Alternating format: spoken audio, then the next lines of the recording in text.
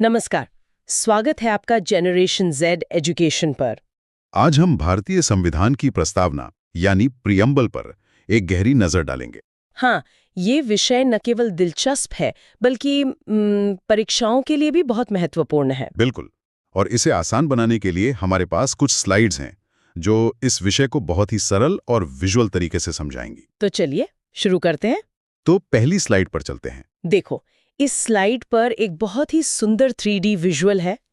एक पुराने जमाने का दस्तावेज जिसे स्क्रोल कहते हैं, वो एक मार्बल की सतह पर रखा है और साथ में एक स्याही वाली कलम भी है। ये हमारे संविधान की ऐतिहासिक और मौलिक प्रकृति को दिखाता है। हाँ, और स्लाइड का शीर्षक है भारतीय संविधान प्रस्तावना। नीचे 3 मुख्य बिंदु दिए गए हैं: परिचय, विश्लेषण और महत्व। परिचय में लिखा है कि यह संविधान की आत्मा और उसका परिचय पत्र है, एक तरह से पूरे संविधान का सार।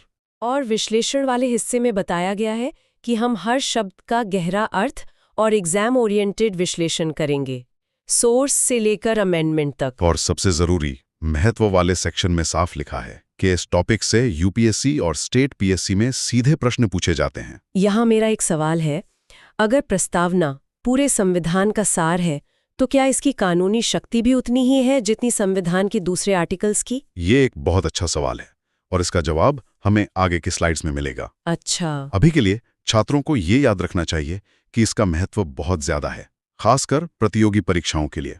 ये स्लाइड तो खुद में एक तरह का एग्जाम अलर्ट है। ठीक है, चलो अब अगली स्लाइड देखते हैं। इस स्लाइड पर देखो, 3 अलग-अलग 3D ऑब्जेक्ट्स हैं। हाँ, एक पुरानी सजावटी चाबी है, एक ज्योतिष की जन्मपत्री जैसा स्क्रॉल है और एक आइडेंटिटी कार्ड। ये तीनों प्रस्तावना के अलग-अलग विश्लेषण को दर्शाते हैं।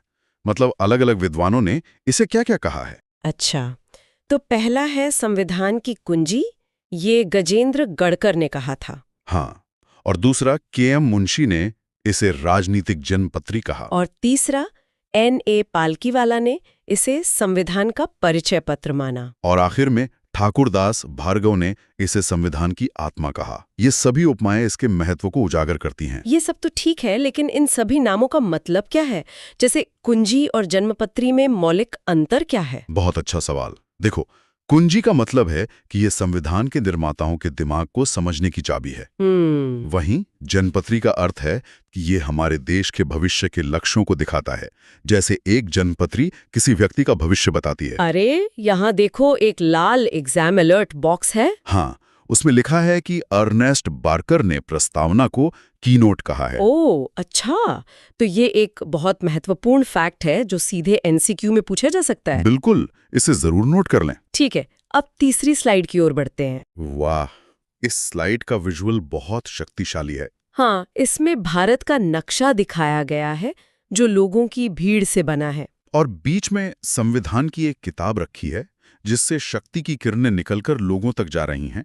ये साफ दिखाता है कि शक्ति का असली स्रोत जनता है। बिल्कुल, स्लाइड का शीर्षक भी यही है, शक्ति का स्रोत, हम भारत के लोग। इसका पहला पॉइंट लोक प्रभु सत्ता मतलब पब्लिक सॉवरेनिटी की बात करता है, जिसका मतलब है कि सर्वोच्च शक्ति जनता के पास है, किसी राजा या बाहरी देश के पास नहीं। लेकिन यहाँ एक आलोचना का भी जिक्र है।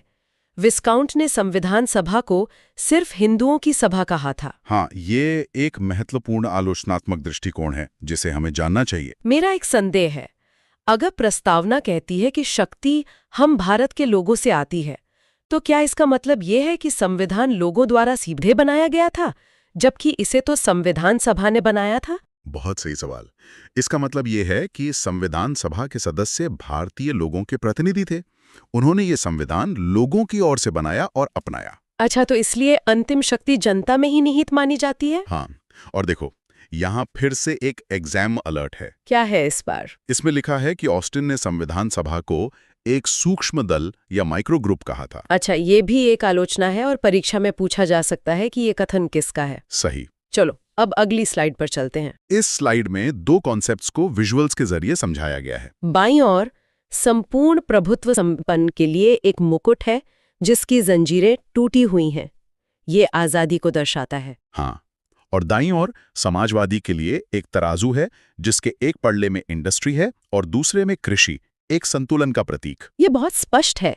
सवरेन का मतलब है कि भारत अपने आंतरिक और बाहरी फैसलों के लिए किसी भी बाहरी नियंत्रण से पूरी तरह मुक्त है। और सोशलिस्ट का मतलब समझना बहुत जरूरी है। भारत में लोकतांत्रिक समाजवाद है, साम्यवाद ही नहीं। इसका उद्देश्य हैव्स और हैव नॉट्स के बीच की खाई को कम करना है। बिल्कुल। तो क्या लोकतांत्रिक समाजवाद का मतलब ये है कि सरकार सब कुछ नियंत्रित करेगी? प्राइवेट प्रॉपर्टी का क्या होगा? नहीं, लोकतांत्रिक समाजवाद का मतलब है मिश्रित अर्थव्यवस्था, मतलब मिक्स्ड इकोनॉमी। अच्छा। जहां पब्लिक और प्राइवेट सेक्टर दोनों साथ साथ काम करते हैं। इसका उद्देश्य आय की असमानता को कम करना है, ना कि निजी संपत्ति को खत्म करना। और ध्यान दो, यहाँ नीचे एक एग्जाम अलर्ट है। हाँ, ये DS नकारा केस 1983 के बारे में है। इसमें क्या कहा गया था? इसमें कहा गया कि समाजवाद का उद्देश्य मजदूरों और वंचितों का कल्याण है।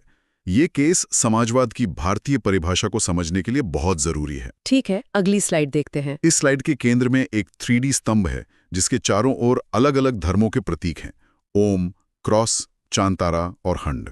ये सर्वधर्म समभाव के विचार को बहुत अच्छे से दिखाता है। बिल्कुल। शीर्षक है पंथ निरपेक्ष, राज्य का कोई धर्म नहीं। इसमें 3 मुख्य बातें हैं। पहली, राज्य का अपना कोई राजकीय धर्म नहीं है। दूसरी, भारत में सभी धर्मों को समान अधिकार और संरक्षण प्राप्त है। और तीसरी और बहुत महत्वपूर्ण बात, पंथ निरपेक्ष शब्द को 42वें संशोधन मतलब 1976 में प्रस्तावना में जोड़ा गया था। तो ये मूल प्रस्तावना का हिस्सा नहीं था। नहीं था। मेरा एक सवाल है, पंथ निरपेक्ष का मतलब क्या ये है कि राज्य धर्म से पूरी तरह अलग रहेगा और धार्मिक मामलों में कोई हस्तक्षेप नहीं करेगा? भारतीय पंथ निरपेक्षता पश्चिमी पंथ निरपेक्षता से थोड़ी अलग है। अच्छा, कैसे? यहाँ राज्य धर्म से एक सैद्धांतिक दूरी बनाए रखता है, लेकिन जरूरत पड़ने पर धार्मिक मामलों में हस्तक्षेप कर सकता है, जैसे सामाजिक सुधारों के लिए। समझ गए। और देखो, नीचे एग्जाम अलर्ट दिया गया है। हाँ, ये SR बम्बई केस के बारे में है, जिसमें सुप्रीम कोर्ट ने कहा था कि पंथ निरपेक्षता संविधान का मूल ढांचा यानी बेसिक स्ट्रक्चर है। इसका मतलब है कि इसे संशोधन करके भी संविधान से हटाया नहीं जा सकता। बिल्कुल, ये बहुत ही महत्वपूर्ण निर्णय है। अब अगली स्लाइड की ओर बढ़ते हैं। इस स्लाइड में 2 चित्र हैं। बाईं ओर लोकतंत्र के लिए एक बैलेट बॉक्स है, जिसमें वोट डाले जा रहे हैं, और दाईं ओर गणराज्य के लिए एक राष्ट्रपति की कुर्सी है जो खाली है और उस पर कोई राजा नहीं बैठा है। ये अंतर को बहुत अच्छे से समझाता है। लोकतंत्र के नीचे अब्राहम लिंकन की परिभाषा दी गई है: जनता का, जनता के द्वारा, जनता के लिए। और ये भी बताया गया है कि भारत में अप्रत्यक्ष लोकतंत्र है, जहां हम अपने प्रतिनिधि चुनते हैं। और गणराज्य का अर्थ है कि राष्ट्र का प्रमुख निर्वाचित होता है, वंशानुगत नहीं, जैसे राजा या रानी। हाँ। तो क्या कोई देश लोकतांत्रिक होकर भी गणराज्य नहीं हो सकता? बिल्कुल हो सकता है, और यही हमारा अगला टॉपिक है। लेकिन उससे पहले ये समझ लो कि भारत दोनों हैं, लोकतांत्रिक भी और गणराज्य भी। क्योंकि हम अपने शासकों को चुनते भी हैं और हमारा राष्ट्र प्रमुख भी चुना हुआ होता है। एकदम सही। ठीक है, अब तुलना वाली स्लाइड पर आते हैं। देखो, इस स्लाइड में भारत की संसद और ब्रिटेन के शाही मुकुट की तस्वीरें हैं। हाँ, जो दोनों देशों की व्यवस्था को दर्शाती हैं। यहाँ तुलना बहुत सीधी है।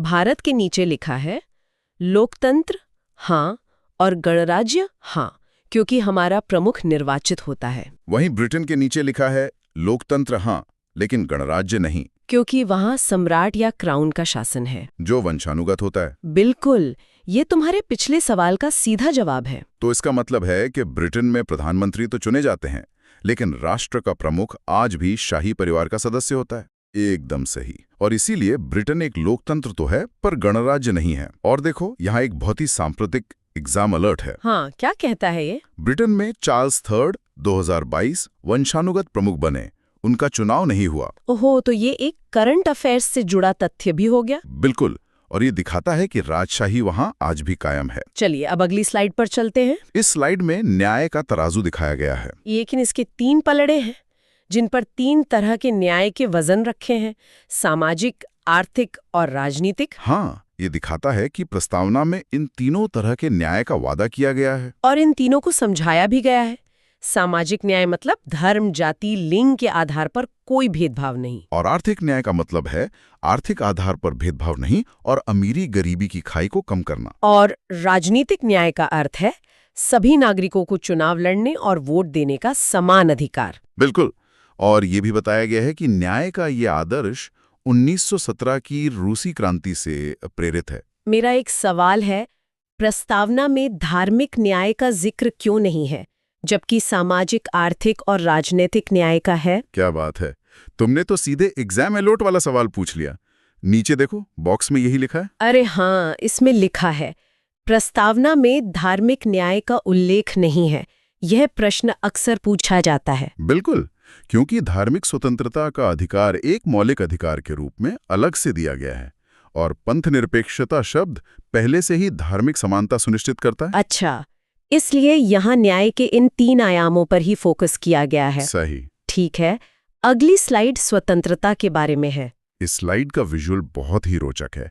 एक इंसान का सिर दिखाया गया है जिसके दिमाग में विचार चल रहे हैं, जिसे आंतरिक कहा गया है। और उसके मुंह से एक स्पीच बबल निकल रहा है जिसे बाहरी यानी अभिव्यक्ति कहा गया है। हाँ, यहाँ स्वतंत्रता के 5 प्रकार बताए गए हैं: विचार, अभिव्यक्ति, विश्वास, धर्म और उपासना। विचार को आंतरिक बताया गया है, जबकि अभिव्यक्ति बाहरी है। सही। विश्वास का मतलब किसी विचारधारा को मानना, धर्म का मतलब सैद्धांतिक रूप से किसी धर्म को अपनाना, और उपासना का मतलब उस धर्म को व्यवहार में लाना है। विश्वास और धर्म में क्या सूक्ष्म अंतर है? दोनों एक जैसे लगते हैं। विश्वास एक व्यापक शब्द है। ये किसी भी विचारधारा में हो सकता है, चाहे वो राजनीतिक हो या सामाजिक। अच्छा। जबकि धर्म या फेथ विशेष रूप से आध्यात्मिक या धार्मिक आस्था से जुड़ा है। और नीचे देखो, एक नोट है जिसमें लिखा है कि ये आदर्श फ्रांस की क्रांति से लिए गए हैं। यह भी एक महत्वपूर्ण तथ्य है। अब हम समता और बंधुत्व वाली स्लाइड पर हैं। इस स्लाइड में भी 2 चित्र हैं। समता के लिए 2 पोडियम दिखाए गए हैं जो समान अवसर का प्रतीक हैं।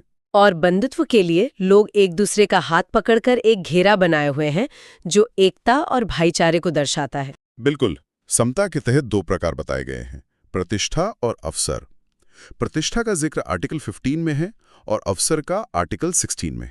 और बंधुत्व का उद्देश्य 2 चीजें सुनिश्चित करना है: व्यक्ति की गरिमा और देश की एकता और अखंडता। सही।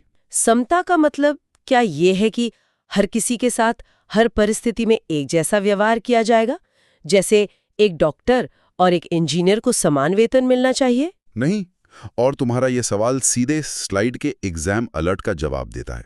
देखो बॉक्स में क्या लिखा है।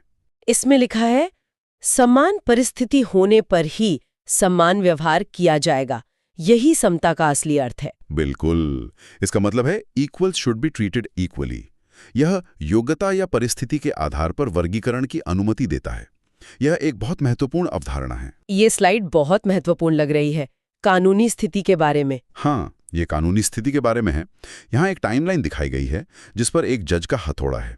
और टाइमलाइन पे 2 महत्वपूर्ण केस हैं, 1960 का बेरुबारी केस और 1973 का केशवानंद भारती केस। तो बेरुबारी केस में सुप्रीम कोर्ट ने कहा कि प्रस्तावना संविधान का अंग नहीं है, नॉट अ पार्ट। हाँ, लेकिन 1973 के केशवानंद भारती केस में सुप्रीम कोर्ट ने अपना निर्णय बदला और कहा कि प्रस्तावना संविधान का अभिन्न अंग है, इंटीग्रल पार्ट। एकदम सही। और नीचे निष्कर्ष दिया गया है कि ये प्रस्तावना में संशोधन हो सकता है, लेकिन इसके मूल ढांचे को नहीं बदला जा सकता। मेरा एक सवाल है, अगर ये संविधान का अभिन्न अंग है तो क्या हम इसे लागू करवाने के लिए कोर्ट जा सकते हैं? ये एक बहुत ही प्रैक्टिकल सवाल है।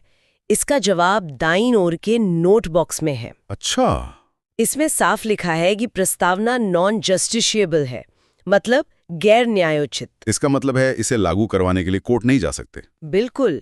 ये शासन के लिए एक मार्गदर्शक सिद्धांत की तरह है, लेकिन कानूनी रूप से बाध्यकारी नहीं है। और ये हमारी आखिरी स्लाइड है।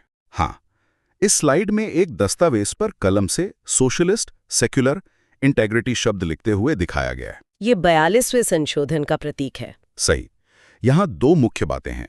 संशोधन वाले हिस्से में बताया गया है कि प्रस्तावना में अब तक केवल एक बार संशोधन हुआ है, 1976 में। और इसमें 3 नए शब्द जोड़े गए: समाजवादी, पंथ निरपेक्ष और अखंडता। और महत्वपूर्ण तिथियों वाले सेक्शन में अधिनियम की तिथि बताई गई है, जो है 26 नवंबर 1949। ये वो तारीख है जब हमारा संविधान अपनाया गया था। तो क्या संविधान लागू भी इसी दिन हुआ था? नहीं, संविधान को अपनाया 26 नवंबर 1949 को गया था, लेकिन ये पूरी तरह से लागू 26 जनवरी 1950 को हुआ, जिसे हम गणतंत्र दिवस के रूप में मनाते हैं। हाँ, और 26 नवंबर को हम संविधान दिवस के रूप में मनाते हैं। ये एक बहुत ही आम कन्फ्यूजन है जिसे छात्रों को स्पष्ट रखना चाहिए। उम्मीद है आज की क्लास ने आपको एक नई दिशा दी होगी। अगर आपको मेरा ये प्रयास अच्छा लगा हो तो वीडियो को लाइक करें और चैनल को सब्सक्राइब जरूर करें। इससे मुझे आपके लिए और भी बेहतर कंटेंट बनाने की प्रेरणा मिलती है। और हाँ, इस वीडियो को अपने दोस्तों के साथ शेयर करना ना भूलें।